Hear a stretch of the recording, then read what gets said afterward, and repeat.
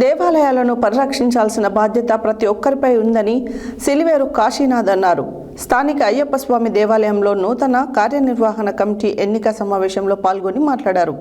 దేవాలయాలు జ్ఞానం కోసం, మానసిక ప్రశాంతతకు నిలవుగా ఉంటాయని తెలిపారు.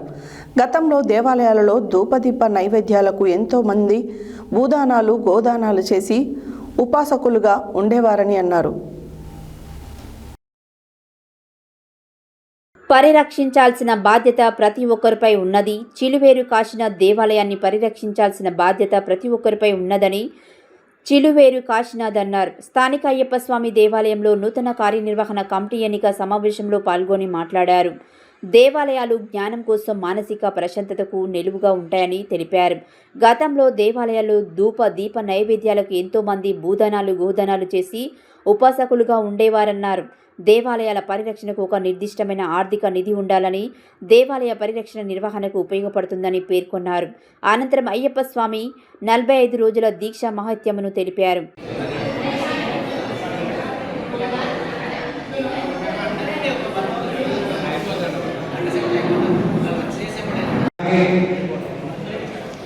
కార్యదర్శి గారు శ్రీ చిలువేరు శ్రీనివాసులు గారు వారు కూడా వచ్చేసి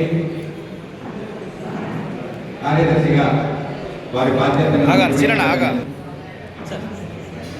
అలాగే కోశాధికారి శ్రీ నాడు సత్యనారాయణ సంతకం చేసి వారి బాధ్యతను తీసుకోవాలని మనం ఇస్తున్నాం.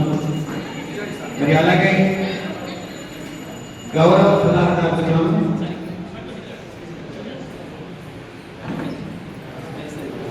ముందుగా గురువర్యులు శ్రీ వెంకట నాగేశ్వరరావు గారు మరి వారిని కూడా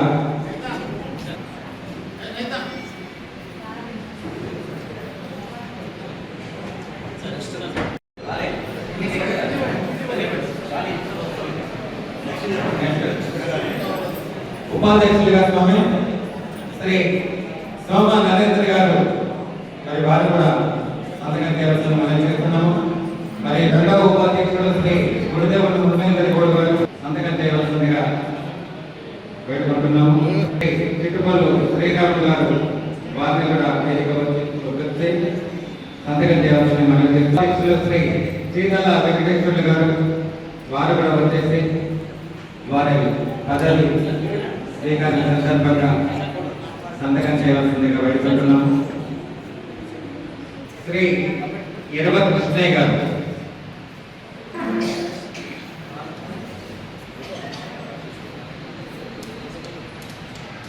శ్రీ కర్ణాటక పురుషోత్తం గారు వారు వచ్చేసి సహాయ కార్యదర్శిగా, మొదటి సహాయ కార్యదర్శిగా పదవి బాధ్యతలు స్వీకరించవలసింది మనం చేస్తున్నాము.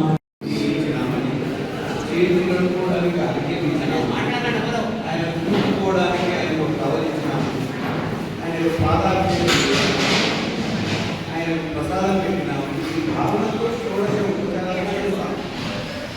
ఏది అర్థం కాకుండా ఆయగారు చేస్తామంటే మనం అంతా ఏదో బాధపడి అన్ని అన్ని చేసినాం మమ్మ అనిపిస్తుంది. లాస్ట్ ఆయన చెప్తాం మమ్మ అనుకో అన్ని చేసింది చెప్పాను.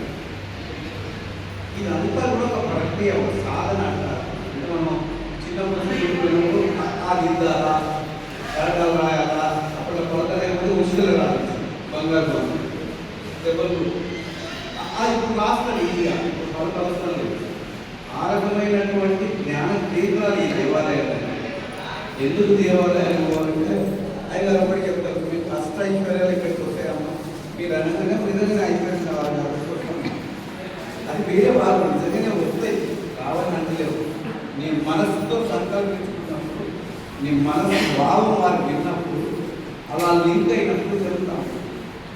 ప్రతి క్షణం, ప్రతి నిమిషం, ప్రతి గంట, మొత్తం జీవితం కూడా ఈ అంతరిక్షంలో ఒక భాగంగా మనం ఉన్నాం. ఆ ధ్వజస్తంభం దేవాలయం మొదలు ఉంటే పైనుంచి ఏరియల్ టవర్, శాటిలైట్ టవర్, మన టెలిఫోన్ ఉన్న ఏరియల్ టవర్ అది లాగుతాం.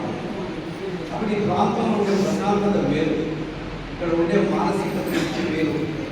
ఆ కార్యక్రమాల్లో నిమగ్నం కావాల్సిన ఇంద్రియాలతో, జ్ఞానేంద్రియాలతో కలిసి చేసే ఆరాధన మన మనోబలం మీద ముద్ర పడ్డప్పుడు అది సాయంత్రం దాకా తిరుగుతూనే ఉంటుంది. ఇలా మీరు అయ్యప్ప స్వామి పూజలు 45 రోజులు కనుక జరిగితే మిగతా 365 రోజులు కూడా అదే గడియారం ఉంటుందని దీని భావన.